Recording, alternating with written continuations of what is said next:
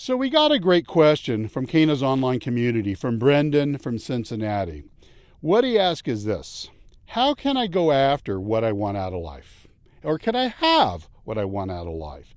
And I think in reading his email, what he was really looking for was to get permission from somebody to go after his dreams.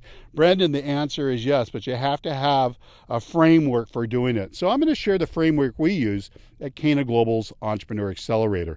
And it's something that I've used for 36 years as a serial entrepreneur. It's helped me build 6 companies. And it's also something I've used as a husband and as a father in our personal life.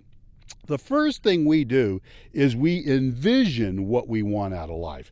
That is so important because, I believe everything's possible, but I have to decide what I want. So I paint a portrait of what I want out of life. And I usually start out with these 2 questions, a if and a what and a if. If I had a magic wand, what would I change in my life? And I'm usually looking at a 5-year period. The second question, which really is asking the same thing, and it's what would I attempt to accomplish if I had all the resources and I knew I couldn't fail? You know what that does? That frees me up from a lot of the lacks in my life. And so it removes a lot of the barriers that might be set up for things that maybe I don't have the finances to do at the time that I'm starting my dream, or I don't have the know-how or experience, but I don't let that stop me. And when we're doing a business turnaround, it's the same thing. When we're building a plan, just because we've not done it doesn't mean we rule it out. We never limit what's possible to our past limited experiences. So that's the first thing. We envision what we want out of life. The second thing we do is we take the time and commit it to writing. So we write down every detail about what we want and why we want it. The third thing that we do is we calculate the cost of having everything that we want. Now, this is in terms of time, energy, focus, discipline, diligence, and of course, money. And what I always do is I always build year 1, 2, 3, 4, and 5, the net personal income I'm going to need to accomplish what I want. That's just the money part. Then the fourth thing is I have to decide, well, how am I going to make this money? Am I going to make it purely from investments?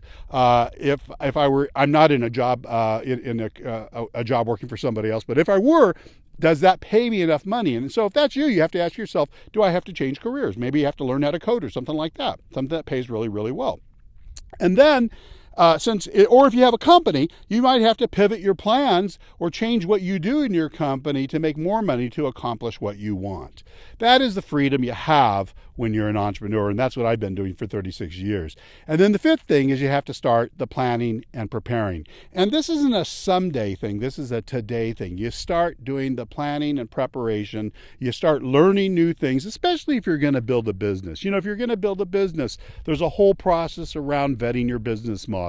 There's a whole process around building a brand. There's a whole process around building a digital ecosystem or apparatus around buyer journey, and then putting it all together and building a customer acquisition system. So these are the 5 things that you have to do. 1, you have to set your vision. 2, you have to write it down. 3, you have to count the costs. 4, you have to decide how you're going to get the money to pull it off. And then 5, you have to start. So Brendon, yes, the answer, you can go after your dream, but it's going to take vision, which is going to require a detailed plan, and then the diligence and work to start working at it.